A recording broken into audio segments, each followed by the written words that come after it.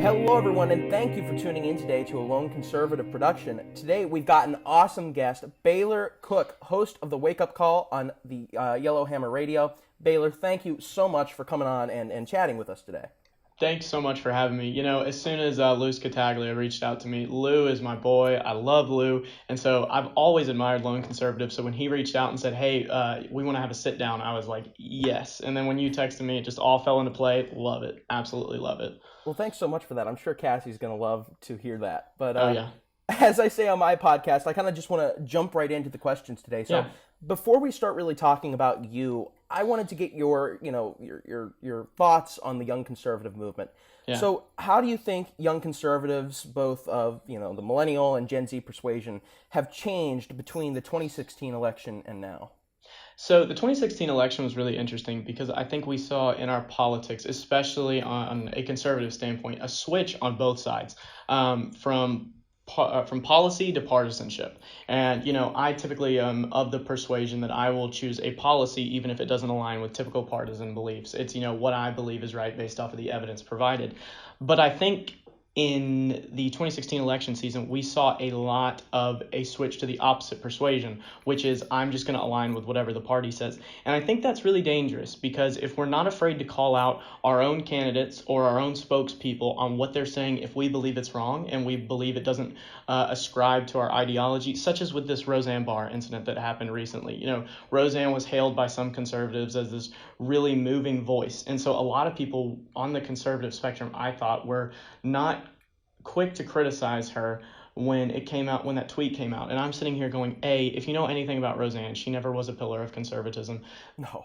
B, I definitely think she should have been criticized because what she said about Valerie Jarrett was overwhelmingly racist and the rhetoric was just abhorrent. So I think we have strayed a little bit in the partisanship direction, but I think now we're kind of readjusting the course, which I like. And that's not to say that President Trump, who everyone will jump to when I say that, I'm not specifically saying our leaders is President Trump, but that's not to say he hasn't done good things.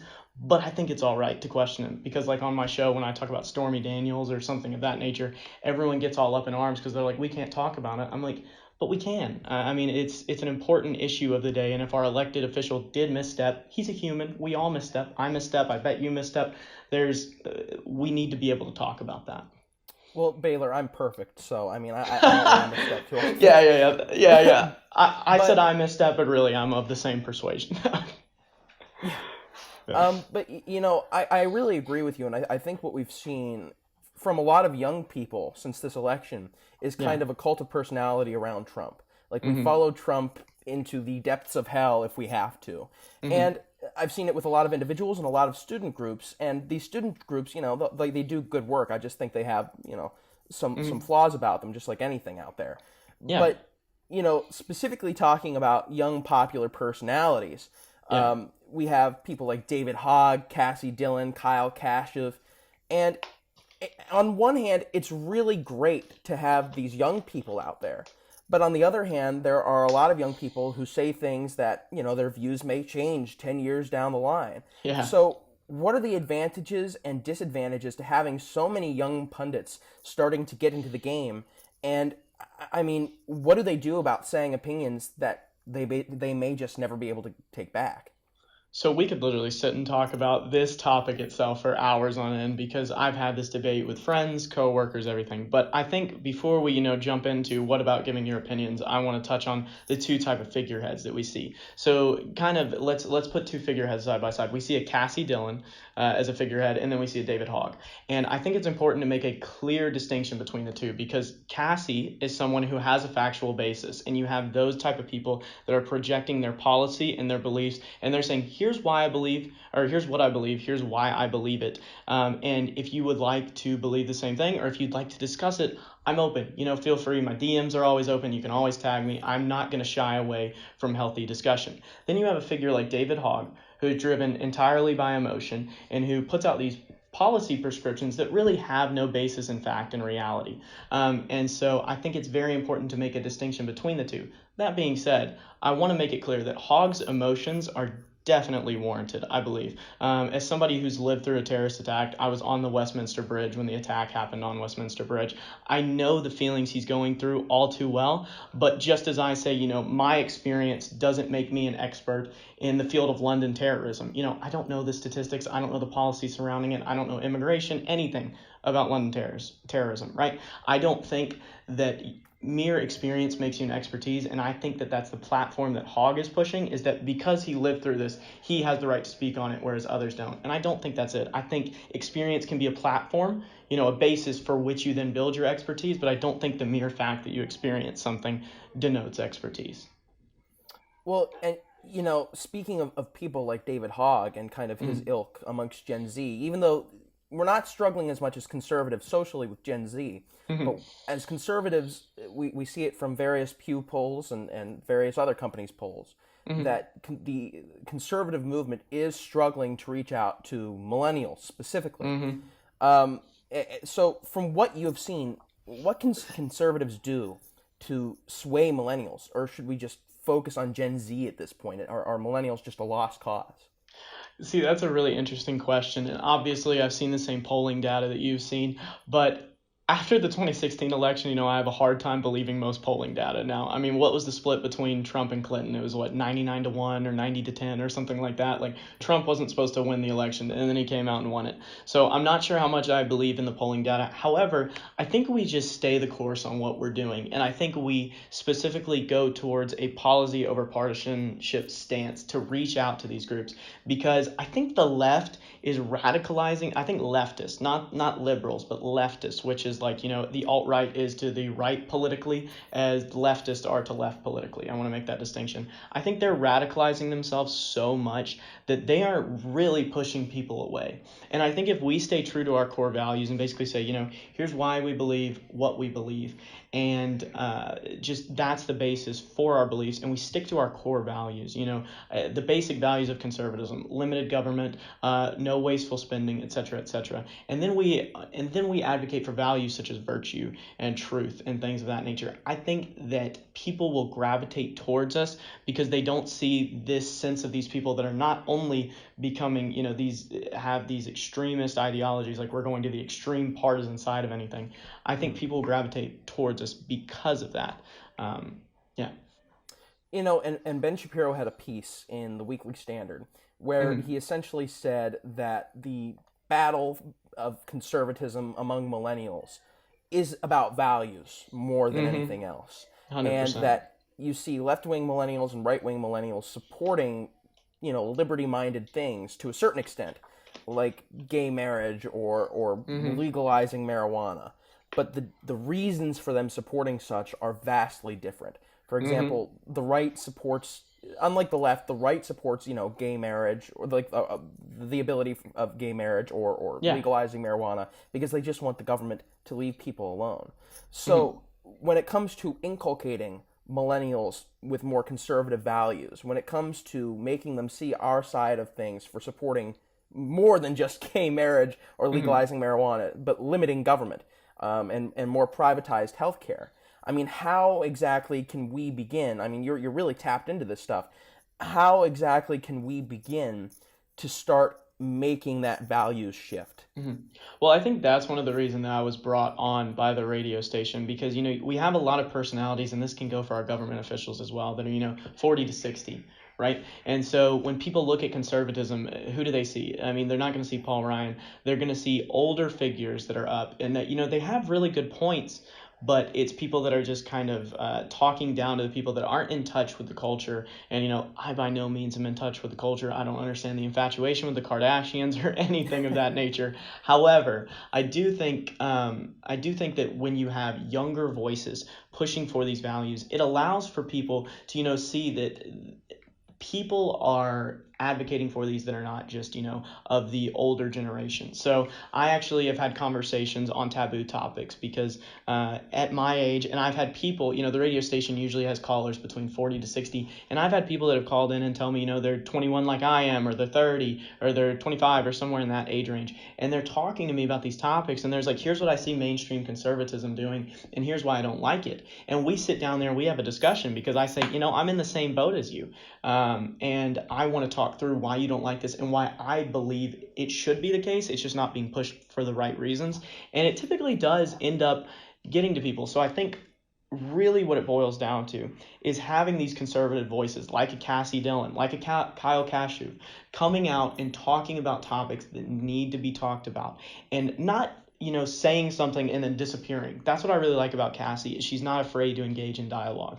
And so we need to be able to engage in a healthy, productive, and most importantly, respectful dialogue to be able to further this notion of conservatism with the millennials and the younger generation. Because if we are respectful, we are, we're up here and leftists are down here. If we are able to be respectful in our discussion, because leftists will typically castigate you with the typical CNN talking points. You're a bigot, sexist, racist, homophobe if you don't agree with what I'm saying. If we're able to say, hey, we disagree, but I'd love to talk about why you believe what you believe, then we're able to really relate to that generation. And I think that is the key. And I think that's the key to any civil discourse, really.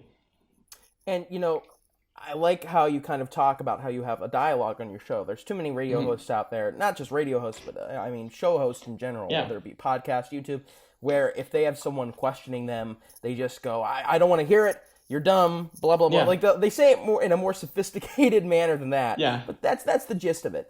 Yeah. Well, can I actually bring something up off of that real quick? Oh, of course. So I was actually having a discussion the other day on the show, and we were talking about the issue of gay marriage, and I was saying that the typical argument, because Crawford, the station I'm on, is a Christian conservative station. So you have both perspectives, and I like breaking down issues from both perspectives because I myself am Christian. I advocate for those beliefs. But we were breaking down the issue of gay marriage, and people were saying that, marriage was a religious institution. And I said, yes, that is the case, but there also is a state form of marriage, because when you attach, tax incentives and health rights and things of that nature onto marriage, then it becomes a state institution. And I was told by a caller that called in that was a little bit older, he said, you just spit in the face of God. And I'm sitting there going, wow, how do you respond to that? And so instead of, getting upset and trying to respond back with a, no, I'm not, I was just like, okay, could we talk through why I believe what I believe? And then we'll see if you still feel that way. And by the end of the discussion, we were on a similar tone. And he was like, I don't wholly agree with you, but I see where you're coming from. And I don't think that you're, quote, spitting in the face of God. Like, that's a direct quote. So I just think it's really interesting that you bring that up, because I think really the key is just to, regardless of age group, regardless of demographic, you just have to be honest with people. And I think we're so tired of having the politicians in our country speak down, not only talk down to us, but just, speak around the issues. Let's talk about the topics that everybody wants to know about. Let's not beat around the bush in every other facet. And, that was one of the things that was great about Ronald Reagan, not to worship at the altar of Reagan here, but one of the things that he did so well was he didn't talk to the American people like he knew what was best, and they don't need to know. He's got it. He would often get on TV and give like basic economics lessons to explain why his policies would be successful. And I think we certainly need more of that. But, we're talking about your show, and there's a lot of young conservatives out there, not just young conservatives, but I know a professor at my own college or middle-aged conservatives who want to get into not just radio, but podcasting, YouTube, whatever they can. So how did you come about getting the opportunity to have your own show? Like, what did you have to do to get that? Yeah. So there's like two questions in there. There's how did I get into the political sphere, and then how did I get my own radio show, essentially. And I would not take my advice when it comes to how to get into the political sphere. I don't think I did it the right way. So I was a kid. I think I was 15 years old, and I was looking at all of these pundits that I respected greatly that were a little bit older than me, and I was like, wow. I can do this. I can be part of this group. I love talking about this, but to be able to talk about it, you have to have a platform. So I did basic personal marketing techniques because I thought, the basis to be able to talk about these issues is to have a following. So I didn't focus as much on, refining my opinions at first as I did garnering the following. And I don't think that that's the right way to go about it. And looking back, now that I'm 21, it's been quite a while now, I'm going, wow. That was not the best way to do it. You shouldn't build a following. You shouldn't implement personal marketing techniques. I even used rudimentary ones. You should first refine your beliefs. And I think that's really, really important. And the second question, how did I get into radio? It's really interesting. So Kyle Morris, I'm sure if you're in the conservative sphere, you know Kyle Morris. He actually is in Tuscaloosa. And I knew he was in Alabama, and I didn't know him at all, but I friended him on Facebook, and I messaged him because I started my own publication called The Precedent. And I wanted to see if he'd be willing to do some writing work or some video work with me because I really respected his opinions.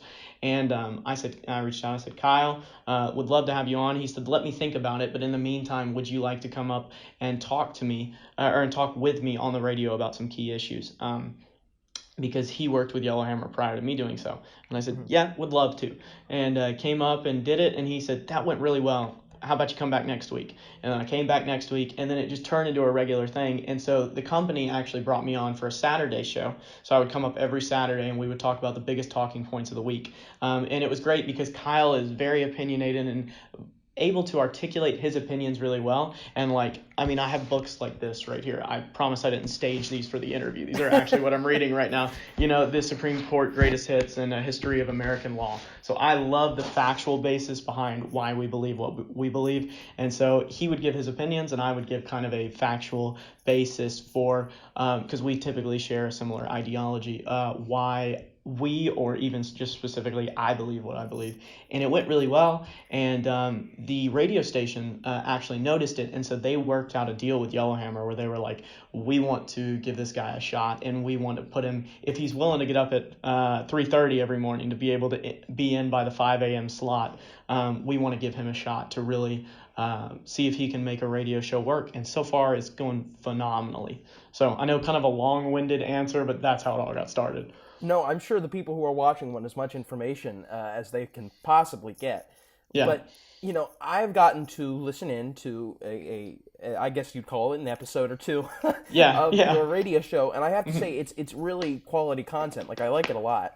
I appreciate it. Not everyone starts out with having, and I know you had to probably work to cultivate it, but not everyone starts out with that, amazing talent for the camera or amazing talent for the microphone. Man, let me just tell you, I was nervous because I don't do on camera that much. I'm actually rolling out a podcast here shortly. I haven't really announced that, so that's a lone conservative, feature right there. That's a lone conservative scoop. But I'm working to roll out a long-ended video podcast. Let me tell you, even right now, love talking to you, love getting to sit down. But as soon as I see my face on camera, I'm like, So I don't have some otherworldly skill at this. Radio was nerve-wracking at first, as is video right now and video in the future. It's just all about practicing and really refining a craft that you want to be good at. Well, no, see, it's great for me because I love seeing my own face. I like seeing That's fantastic. But what advice can you give young conservatives who hope to get their and you kind of answered this a little bit before, but who hope to really get their foot in the door, not with just getting their own show, but with getting an audience, because you've got to build on kind of some sort of base. And what do you think? What advice do you have for people who not only want to get their foot in the door with an audience, but also want to keep a quality show going? So that's really the piece is, you can get your foot in the door, but you can get burnt out really quick, which is something that I almost did because, I was putting out as much content as I could, as quickly as I could, because I saw people that, I didn't realize they had full production teams behind them. I was just like, okay, this is, a one guy or one girl show where they're putting out this much content, not realizing all full well there's 10 people back there, doing the production aspects of it. But my advice would be to put out good yet steady content. And this is something that I think everybody struggles with. And it's, when I say good, I mean refine your opinions. Don't go out there with an opinion that is basically based off of how you feel about something. It's great. Your opinions are great, how you feel, but have a basis for that opinion. Or at least that's how I went about doing it. And even if it's not what the norm says, go ahead and talk about it if you believe it, and not falling into confirmation bias, but if it's backed up by facts. If you believe that, society is pushing a narrative that isn't true, don't be afraid to call it out, because I found out there are a lot of people that are really wanting this this concept of somebody that's real with them, that's honest with them. Like, I'll touch taboo topics that nobody wants to talk about because I'm like, I think they're important. They're on all our consciousness, but we're just all sitting back here like, I don't want to talk about it because of the impact it can have, yada, yada, yada. I don't mind talking about it. And I think that's what American people are starving for right now. And just people in general is this idea to talk about topics that, we're told by society that we can't talk about, to talk about the real issues that we're all facing. So I hope that answers the question, and it wasn't some, big answer where I could give specifics, but I think everybody enters their own way, and I don't think you should follow my example. I just think you should be yourself and give your true opinions, and with a basis. Obviously, I'm a big, factual basis guy, but when you do that, success will come. Yeah, and speaking of giving your opinions and giving them in a factual way, and you showed that you have those two books with you right now, so you're obviously reading up, getting educated. Yeah. But you talk about burning out, and I actually myself, not to make the interview about me at all, but I burned out for a little bit. I took like a 1 week, 2 week break from Twitter, podcasting, everything, because I'm like, I can't keep going. But what are the best ways, do you think, for young people to stay informed while not becoming overwhelmed, while not burning themselves out? Because I think that's one of the biggest issues with people who enter politics right now, is they do so much so fast to the point where they just lose interest in politics. Yeah, I had Kyle tell me, and this was some advice that stuck with me ever since he told me, because he told me, the first time we met, I was like, I'd love to get where you are one day. I'd love to just work with you. And the adage is seize every opportunity that's given to you. And I really believe that. Although, that in doing that, you run the risk of burning out. But you seize every opportunity that's given to you, and you work consistently. And you set a time for, how much you're going to work on it. So Kyle told me, 2 hours a day. He said, if you would like to, grow your platform, instead of doing these personal marketing techniques that, you see the guy like a Ty Lopez that pops up on your YouTube video and goes, hi, I'm Ty Lopez. Look at my cars. Look at my books, something like that. It's instead of doing that, you go ahead and you say, look, I'm going to give my opinions, and I'm going to have a factual basis behind them, and I'm going to take 2 hours a day to do that, and then I'm going to take another 2 hours to do something else. I think budgeting your time and really, really being strict on that budget, because, a lot of people will budget times and then it'll go over and be like, that's okay. I took the last weekend off. I had stuff that I needed to do, but I knew I needed a break, and I was doing far too much, and so I just said, look, I'm going to take the weekend off. Memorial Day, I'm going to sit, and I'm going to take Saturday and Sunday to really have a good weekend, and then Monday I'm going to take time to remember those who gave the ultimate sacrifice to our country. And I'm not going to work during that day. Instead, I'm going to respect them and respect their sacrifice. And I think that is a very, very important thing. It's just, budgeting your time and sticking to what you set. And, I talked to Chris Lash at one point, and that advice rings totally true, because I told him, I'm like, man, I'm burning out. I'm tired. What do I do here? And he's like, well, he said what he and a lot of other, journalists, reporters, pundits, what they all do is they usually take 2 days every week or 2 weeks to just chill. And Exactly. I'm like, that's a really good idea. But, thank you so much, Baylor, for all the advice that you've given. I'm sure everyone who's going to be watching this appreciates it. I mean, what are you doing? Like, are there any projects that you're working on that you'd want people to know about aside from the podcast, which thank you for the exclusive. Yeah. And where can people find you if they want to hear more from you? Yeah, so I appreciate you having me on the program. Appreciate you and everybody and everything that everybody over at Lone Conservative is doing. Appreciate Cassie for really being a very vocal voice. Can I say that? Vocal voice. Really being a vocal voice in this movement. Really being a prominent and respectful voice in this movement. And I gave you the exclusive. I can't tell you much more. You can catch me every day from 5 a.m. to 7 a.m. on the Wake Up Call. If you're in Alabama, it's Superstation 101, presented by Yellowhammer Radio. However, if you're not in the state of Alabama, I put listen live links in the bio of all my social media. You can find me personally at J_Baylor Cook on all social media. Again, that's at J_Baylor Cook. And then you can find the Wake Up Call on all platforms. All you have to do is type in the Wake Up Call with Baylor and Hannah. And even on YouTube, we just rolled out the YouTube channel last week, and we're putting out consistent podcasts. So if you don't want to get up at 5 in the morning, we have content where you can listen to it anytime throughout your day, and we're working on getting that on iTunes, SoundCloud, everything. But right now it's just me and Hannah. We don't have the production team behind us, so getting all that worked out. But again, I really appreciate you bringing me on and giving me an opportunity to discuss with you these really important issues. And thank you so much for coming on, Baylor. And everyone, I recommend you go listen to his show. It really is a treat. It's really awesome. And once again, Baylor, thank you so much for sitting down. Thank you. Appreciate you. All right, everyone. You have a nice day. Learn Conservative will be publishing more videos like this in the future. So stay tuned. And until then, have a good one.